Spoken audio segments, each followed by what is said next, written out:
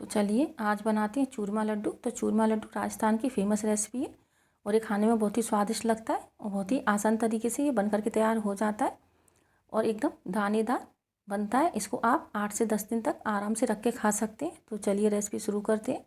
तो 2 कटोरी यहाँ पर हम गेहूँ का आटा ले लेंगे। तो जिससे रोटियाँ वगैरह बनाते हैं ये वही आटा है। 2 कटोरी आपको आटा ले लेना है और 2 बड़े चम्मच इसमें बेसन डालेंगे और 2 चम्मच सूजी डालेंगे और सारी चीज़ों को अच्छे से मिक्स कर देंगे।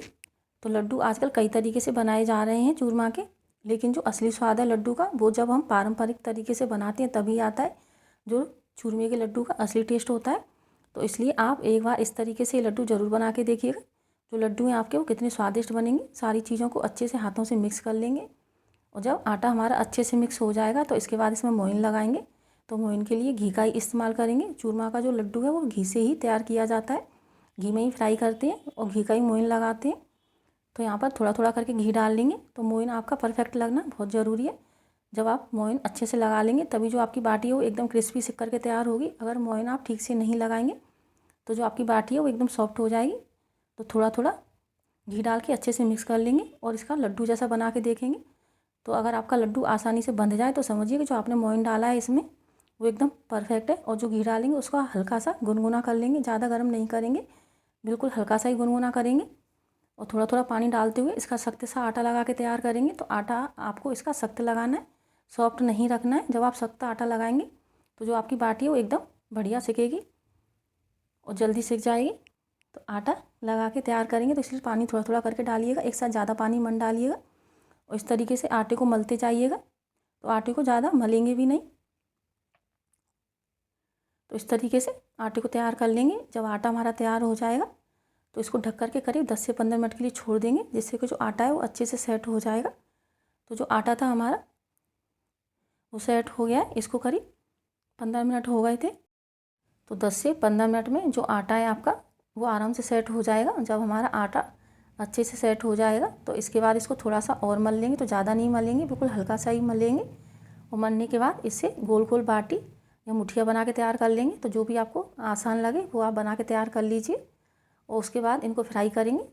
तो आप एक बैच की पहले बना के रख लीजिए, फिर गैस को ऑन कर लीजिए और बनाते जाइए और सेकते जाइए। तो इस तरीके से आपका काम जल्दी भी हो जाएगा और आसान भी हो जाएगा।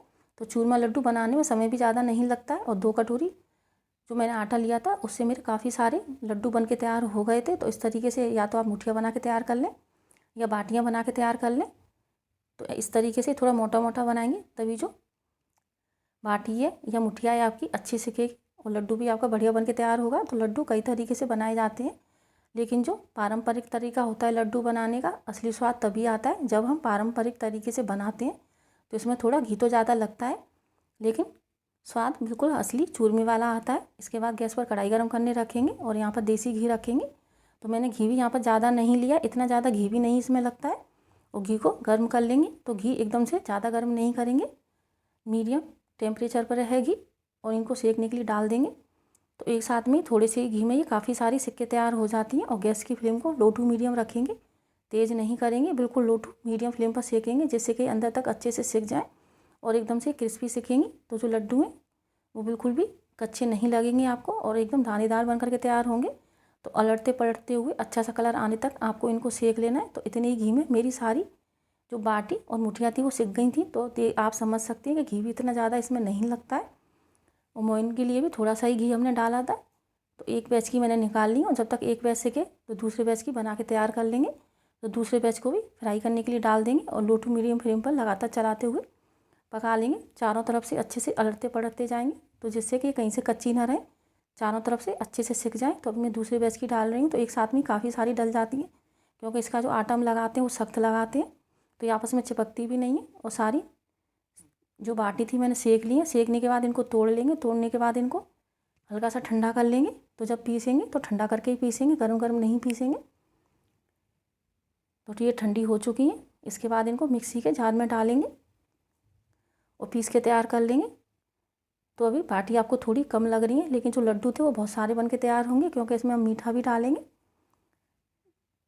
तो लड्डू बनाना इतना ज़्यादा मुश्किल नहीं है, आसानी से बन के तैयार हो जाते हैं, बस थोड़ी सी मेहनत लगती है। तो इस तरीके से पीस के तैयार कर लेंगे। तो देखिए इसका जो पाउडर है वो भी हल्का दरदरा सा है, तो जिससे जो लड्डू है उनका टेस्ट भी बहुत बढ़िया आएगा, टेक्सचर भी बहुत बढ़िया आएगा। तो बिल्कुल हलवाइयों जैसे आपके चूरमे के लड्डू बन के तैयार हो जाएंगे। और इसको किसी बर्तन में निकाल लेंगे तो सारी बाटियों का पाउडर बना के तैयार कर लेंगे। तो आगे इतने सारे त्यौहार हैं तो आप किसी भी त्यौहार पे इनको बना सकते हैं या घर में बना के ऐसे ही रख सकते हैं। जब भी कुछ मीठा खाने का मन हो या भूख लगे तो एक लड्डू खा लीजिए तो काफ़ी हैवी हो जाता है। और आजकल दीपावली की साफ़ सफाई भी चल रही है तो बार बार कुछ बनाने का मन भी नहीं होता है। तो लड्डू रखे हो तो एक लड्डू खा के आपकी भूख भी शांत हो जाएगी। और बच्चे अगर बार बार कुछ मांगते हैं मीठा तो उनको भी दे सकते हैं।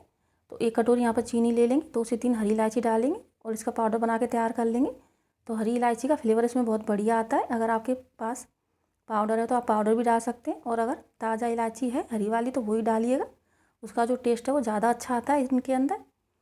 और चीनी को डाल देंगे। तो चीनी मैंने यहाँ पर अभी 1 कटोरी ही ली थी और यहाँ पर आधा कटोरी मैंने तगार ली है। तो तगार होती है जो दानेदार होती है, तो इससे जो लड्डू है उनका टेक्सचर बढ़िया आता है। अगर आप तगार डाल सकते हैं, आपके पास तगार है तो तगार ज़रूर डालिएगा।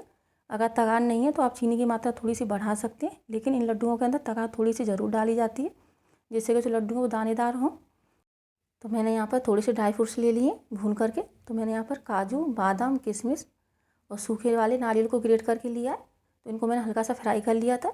आप चाहें तो कच्चा भी डाल सकते हैं, लेकिन अगर फ्राई करके डालेंगे तो लड्डुओं की सेल्फ लाइफ थोड़ी बढ़ जाएगी और टेस्ट भी अच्छा आएगा। और सारी चीज़ों को अच्छे से मिक्स करेंगे। और यहाँ पर मैंने आधा कटोरी मावा लिया है। तो मावा भी इन लड्डुओं में डाला जाता है, तभी जो इनका टेस्ट है बिल्कुल हलवाइयों जैसा आता है। तो मावे को भी डाल देंगे और अच्छे से मिक्स कर लेंगे। और सारी चीज़ों को मिक्स करने के बाद इसमें हल्का सा गर्म करके घी डालेंगे। तो घी ज़रूरत के अनुसार डालेंगे, जिससे कि जो लड्डू हमारे बंध जाएँ उतना ही घी इनमें हम डालेंगे। तो अच्छे से मैंने तगार को और जो मावा था सारी चीज़ों को अच्छे से मिक्स कर दिया। अब इसका लड्डू जैसा बना के देखेंगे और जितनी ज़रूरत लगेगी उतना इनमें घी डाल के देखेंगे। अगर आप घी कम डालना चाहते हैं या नहीं डालना चाहते तो आप जो मावा है उसकी मात्रा बढ़ा सकते हैं, लेकिन अगर आप चूरमा के लड्डू बना रहे हैं तो घी तो आपको इनमें डालना पड़ेगा अगर असली चूरमा के लड्डू का स्वाद आपको चाहिए। और अच्छे से मिक्स कर लेंगे। मिक्स करने के बाद इनके लड्डू बना के तैयार कर लेंगे। तो इस तरीके से आप घर पर ही बिल्कुल हलवाइयों जैसे चूरमे के लड्डू बना के तैयार कर सकते हैं। तो देखिए जो लड्डू था हमारा वो आसानी से बन रहा है। तो इस तरीके से लड्डू बना के तैयार हो जाएंगे आपके। तो उम्मीद है आप लोगों को रेसिपी पसंद आई होगी। अगर रेसिपी पसंद आए तो वीडियो को लाइक ज़रूर कीजिएगा और अपनी फ्रेंड्स एंड फैमिली में शेयर कीजिएगा। और आगे त्योहारों के लिए आप ये चूरमा के लड्डू अगर बनाना चाहते हैं तो एक बार ज़रूर बना के देखिएगा। मुझे उम्मीद है आपको भी बहुत पसंद आएंगे। तो झटपट आपके चूरमे के लड्डू बन के तैयार हो जाएंगे।